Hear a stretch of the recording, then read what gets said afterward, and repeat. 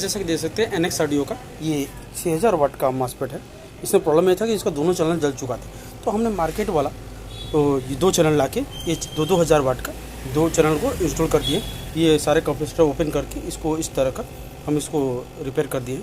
इस टाइप का MOSFET repair करना सीखना हो तो चैनल साथ दिए हुए व्हाट्सएप लिंक पे कमेंट कर सकते हैं। कोई भी आपको प्रॉब्लम हो, जैसे कि देख सकते हैं ये हमारा सेट ओके हो गया है। देखिए साउंड देखिए, इस टाइप का कोई भी प्रॉब्लम हो मासफेट वगैरह में कुछ भी हो, कोई भी कंपोनेंट यदि आपको नहीं मिल रहा है तो भी कॉन्टैक्ट कर सकते हैं। Thank you.